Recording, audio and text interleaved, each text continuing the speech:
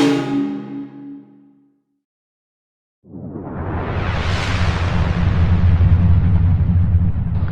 सबको मेरी प्यार भरी नमस्कार। आज मैंने सोचा कि आपके साथ जेंडर एंड सोशल इक्वालिटी की बात करूं। ये क्यों ज़रूरी है?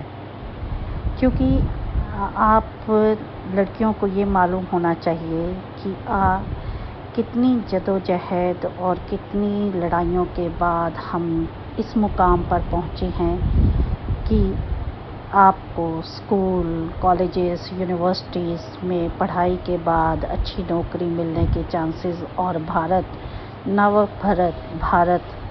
निर्माण में आपके योगदान की कामना की जा रही है। जेंडर एंड सोशल इक्वालिटी एक बहुत ही सकारात्मक भरा शब्द है, वेरी पॉजिटिव। और आप ये भी जानते हैं कि जो भारतीय समाज का बेस है वो पितृ प्रधान समाज है और उसकी जो कदरें कीमतें हैं वो भी इसी के अनुसार ही निर्धारित की गई हैं। ज़्यादातर फीमेल्स को माना जाता है इन्फीरियर सेक्स, सेकंड सेक्स, ਜਾਂ मर्द दे पैर दी जुती, इनडिसाइसिव, ऐसे एडजेक्टिव्स लड़की के साथ जोड़े जाते थे। और डिस्क्रिमिनेशन तभी शुरू हो जाता था जब वो जन्म लेती थी और जन्म लेते ही उसे मार देने की साजिशें भी चलती थी, जिसे फीमेल फिटिसाइड भी कहा गया है। पंजाब में एक बहुत ही ज़बरदस्त प्रवर्ब चलता था कि जन्म लेते ही माँ उसके लड़की के नवजात शिशु के मुंह पर गुड़ लगा देती थी और साथ में कॉटन रख देती थी, घड़े में डाल देती थी और बोलती थी, गुड़ खाई पूनी कत्ती आप ना आई वीरा कत्ती, कि तुम गुड़ खाना, वहाँ पे कॉटन से पुनी काटना, खुद नहीं आना, भाई को भेज देना। ऐसे समाज की सोच को बदलने में बहुत से लोगों का योगदान है, बहुत से समाज सुधारकों का योगदान है। जैसे कि आपको मालूम है स्वामी दयानंद सरस्वती जी, स्वामी विवेकानंद जी, ईश्वर चंद्र विद्यासागर, राजा राम मोहन राय, अनगिनत सोशल रिफॉर्मर्स हैं जिन्होंने लड़कियों को शिक्षा देने के लिए और उनको इक्वालिटी दिलवाने के लिए बहुत से कदम उठाए। इस तरह 20वीं शताब्दी जो थी उसमें ये आगाज़ हो चुका था कि मर्द और औरत समान हैं और इसकी आवाज़ें जो हैं भारतीय हवा में गूंज रही थी। और संविधान में भी जब संविधान तैयार हो गया तो उसमें भी स्टैंप लगा दी गई कि there is equality and there is no inequality on the basis of sex in the article 14। और इसके साथ साथ ही स्त्री की स्त्री शिक्षा प्रसार होना शुरू हो गया। अब धीरे धीरे हम उस युग में आ गए हैं जब ग्लोबलाइजेशन है, विज्ञान ने बहुत तरक्की की है और ये भी माना जा रहा है कि 49% औरतें हैं भारत में। तो इनके योगदान के बिना भारत की नवनिर्माण योजना संपूर्ण नहीं हो सकती। तो ये तो होगी बात कि हम लोग सोशल इक्वालिटी की तरफ किस तरह से चले हैं, जहाँ जेंडर से सोशल इक्वालिटी लाने में किसने हमारा साथ दिया। अब आप देखिए, आज़ादी की लड़ाई हुई थी तो आज़ादी की लड़ाई में भी मर्दों के इक्वल ही योगदान दिया था औरतों ने, लेकिन जब ट्रेसिंग करने जाते हैं तो बहुत कम औरतों के नाम निकलते हैं, गिने चुने नाम ही हमारे सामने आते हैं। और जब स्वतंत्रता संग्राम था तब बहुत सी लेडीज़ ने, फीमेल्स ने आंदोलनों में अपनी भागीदारी दी। रमाबाई, दुर्गाबाई देशमुख, मनमोहिनी जोशी, रुक्मणी देवी, सरला देवी चौधराइन, इन लेडीज़ ने जेलों की शोभा भी बढ़ाई और स्वतंत्रता संग्राम में मर्दों के बराबर अपनी भूमिका दी। और आज़ादी के बाद ये माना गया कि लड़कियों को शिक्षित देना और उनको अपने पैरों पर खड़ा करना बहुत ज़्यादा ज़रूरी है, ताकि वो सोशल, इकोनॉमिक और पॉलिटिकल रिस्पॉन्सिबिलिटीज़ को निभा सके। और एजुकेशन पैटर्न में भी ये कोशिश की गई 1947 के बाद यूनिवर्सिटीज़ में विमेन फ्रेंडली सिलेबस तैयार किया जाए। और परिणाम क्या हुआ कि women came forward for educational like professional, technical courses, IAS, business and trade, commerce and management, medicine, law, engineering, agriculture, paramilitary forces, police services, सब में औरतों ने बराबर की भागीदारी की और मर्दों के साथ कदम मिलाकर चलनी शुरू किया।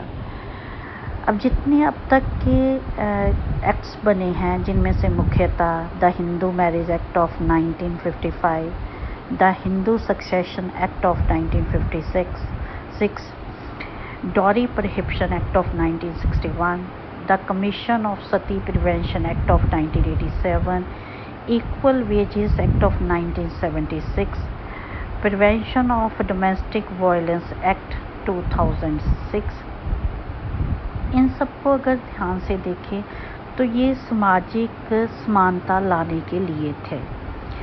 क्या इन अकेले से सामाजिक समानता आ सकती थी? तो जवाब होगा नहीं, क्योंकि बिना शिक्षा के प्रसार के, बिना एजुकेटेड किए कभी भी कोई बदलाव नहीं आता। तो इसलिए भारतीय सरकार ने 1947 के बाद ये सोचा कि एजुकेशन में इम्प्रूवमेंट की जाए। अब एजुकेशन में इम्प्रूवमेंट करने के लिए कुछ ना कुछ तो करना ज़रूरी था। सबसे ज़्यादा ज़रूरी था कि फीमेल फ्रेंडली सिलेबस तैयार किया जाए। और सरकार ने पहली 5 वर्षीय योजना जब बनाई, उसमें भी फीमेल एजुकेशन को इम्पोर्टेंस दी। लेकिन वहाँ पे कमी क्या की थी कि उसमें सिर्फ एजुकेशन को परिवार की देखभाल के साथ जोड़ करके देखा गया कि स्त्रियां जो हैं जो वो केवल परिवार की देखभाल कर सके, इतनी उनको शिक्षा दी जाए। धीरे धीरे इससे पाया गया कि ये काफ़ी नहीं है, क्योंकि अगर स्त्रियों को समानता देनी है तो इन्हें आत्मनिर्भर बनाया जाना चाहिए। तो जो 6th 5-year प्लान था, उसमें पहली बार औरतों को विकास के साथ जोड़ा गया। 7th प्लान जो था, उसमें प्रत्येक लड़की के लिए कम से कम स्कूली शिक्षा जो है वो अनिवार्य की गई। और 8th 9th और 10th प्लान 1990 to 2005, उनमें 5-year प्लान्स में फीमेल एजुकेशन तथा और हायर एजुकेशन में औरतों की भागीदारी को काफ़ी इम्पोर्टेंस दी गई। इस प्रकार ये जब 1947 के पहले की हम लोग एजुकेशन दर देखें तो बहुत कम है, नॉमिनल सी है। लाइक 1891 का जो सेंसस है उसके हिसाब से 0.5 और 1901 के हिसाब से 0.7। 1911 में देखें तो इट इज़ ओनली 1.1, 1921 में 1.9, 1931 में 2.4, in 1941 it was 6.9 and after independence 1947 के बाद 1951 में जब सेंसस तैयार हुआ तो दर थी 8.86। 1961 में it raised up to 15.35, 1971 में it was 21.97% and 1981 में 29.76%, 1991 में 39.29% and 2001 में 54.16% and in 2011 it was 70 to 75%। जो लड़कियां थी उनको एजुकेशन दी जा चुकी थी।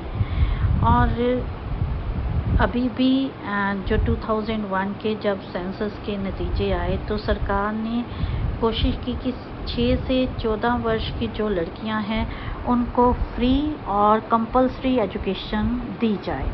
और दिसंबर 2002 की जो 86th अमेंडमेंट थी उसके कारण जो जितने भी बच्चे हैं उनको मौलिक शिक्षा अधिकार दिया जाए, जिसे केंद्र की ओर से सर्व शिक्षा अभियान प्रोग्राम या एजुकेशन फॉर ऑल प्रोग्राम को मान्यता दे दी गई।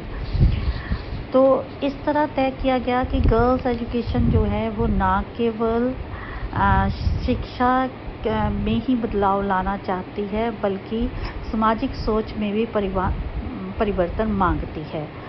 तो इसी उद्देश्य की पूर्ति के लिए क्या किया गया, 2 सूत्री प्रोग्राम बनाया गया है। एक में ये रखा गया कि लड़कियों को पढ़ाने के लिए जागरूक किया जाए और दूसरा किया गया कि एक पढ़ाने के साथ साथ जागरूकता लाई जाए कि लड़कियों को पढ़ाया जाए और 8th तक की किताबें फ्री दी जाए। इस सारी से परिणाम ये निकला कि जितनी भी लड़कियां हैं उनके लिए एजुकेशन देनी ज़रूरी की जाए और शिक्षा के प्रचार और प्रसार के लिए को संभालने के लिए अलग अलग कार्य क्षेत्र भी तैयार किए गए और आत्मनिर्भरता के साथ साथ आत्मविश्वास भी पैदा करने की कोशिश की गई।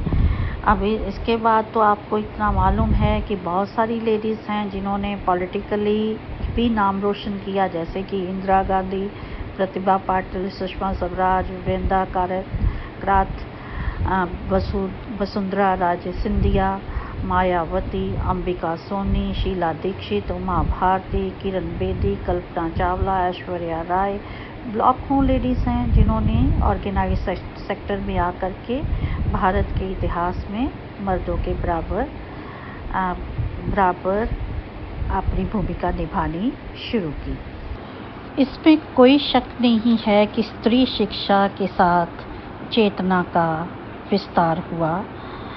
इसी चेतना ने औरत को अपनी मांगों का दायरा बढ़ाने का अवसर भी प्रदान किया। आप जानते हैं जब 1992-93 में भारतीय संविधान के 72nd अमेंडमेंट तथा 73rd अमेंडमेंट हुई तो पंचायती चुनाव में महिलाओं के लिए 33% सीटें जो हैं वो आरक्षित की गई। इसी तरह संसद में भी उम्मीद की जा रही है कि 33% की जो स्त्री रिजर्वेशन है, विमेन रिजर्वेशन है, उसकी उम्मीद पूरी होगी। लेकिन सवाल ये है कि ये तो बड़ी शानदार तस्वीर आपके सामने थी। अभी कई बार ये प्रश्न आम चलते हैं कि लड़कियों से अगर पूछा जाए तो वो अगले जन्म में किस रूप में जन्म लेना चाहेंगी, स्त्री या मर्द, तो उनका जवाब होता है कि ज़्यादातर मतलब more than 50%, near about 80 to 90% वो जवाब देती हैं कि अगले जन्म में हमें पुत्र के रूप में जन्म लेना कबूल है। तो कारण आपको मालूम है। अगली वीडियो में हम इसके अगले एक पक्ष की बात करेंगे, क्योंकि मैंने आपको अबोहर में विमेन एजुकेशन तक लेकर के आना है।